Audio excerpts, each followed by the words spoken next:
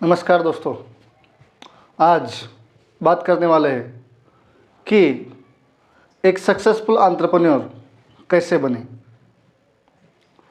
सबसे पहला है, आप कस्टमर की बर्निंग प्रॉब्लम सॉल्व कर रहे हो कि ऐसा बर्निंग प्रॉब्लम आप सॉल्व कर रहे हो कि लोग आप ज़्यादा पैसा देने वाले नहीं हैं। आप वैल्यूएशन कर रहे हो प्रॉब्लम सॉल्व करने का 50,000 का, लेकिन और कॉम्पिटिटर जो है वो वही सेम प्रॉब्लम सॉल्व कर रहा है 5,000 रुपये में। तो प्रोडक्ट वैलिडेट करते समय प्राइस का बहुत ही ध्यान रखें ताकि कस्टमर को आपकी ज़रूरत पड़े। सेकंड चीज़ है 18 से 24 महीने का रूल। 18 से 24 महीने का रूल ये क्या है?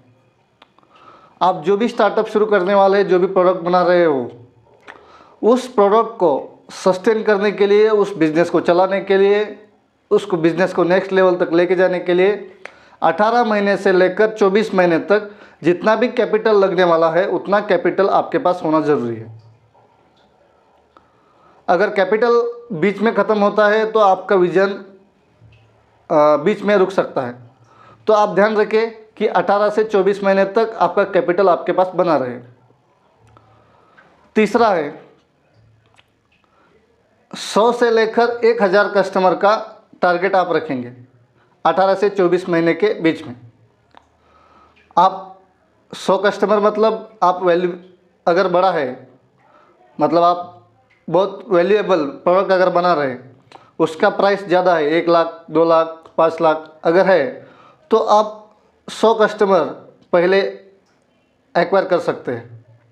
अगर छोटा प्रोडक्ट है, मास प्रोडक्शन है उसका, अगर कोई 10 रुपये का चीज़ है, 100 रुपये का चीज़ है, तो आप मान लीजिए कि 1,000 कस्टमर तक आपको पहुंचना है। ये हो गया तीसरा पॉइंट। चौथा पॉइंट है ट्रैक्शन।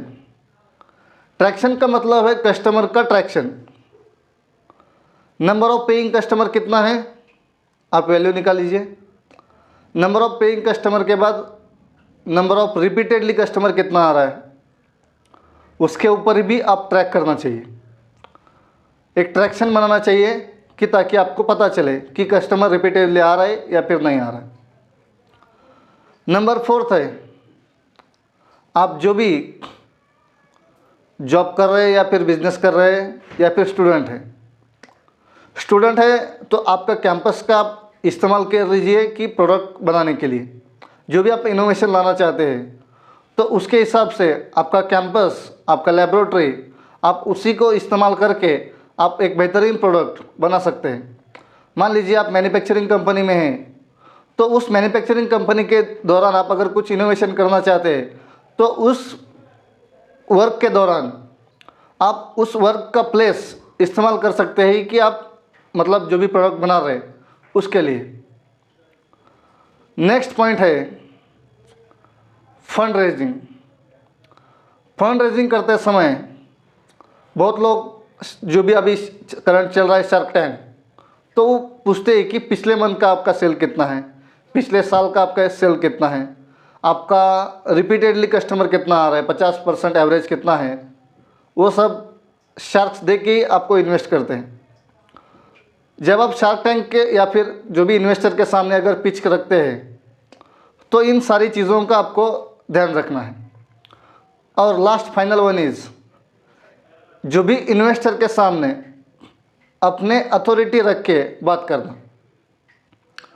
आप प्रोडक्ट बना रहे हो, बढ़िया, आपका बढ़िया प्रोडक्ट है, आपका बिजनेस में कन्विक्शन है, आपको बहुत ही कॉन्फिडेंस है आपके प्रोडक्ट में, आपके बिजनेस में, तो आप शार्क जो भी इन्वेस्टर है उसके सामने आप नीचे मत झुक लीजिए।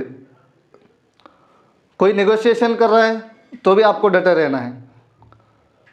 पिछला जो भी सीज़न 1 में शार्क टैंक में हुआ था, हैमर नाम का कंपनी इन्वेस्टर के सामने आया था।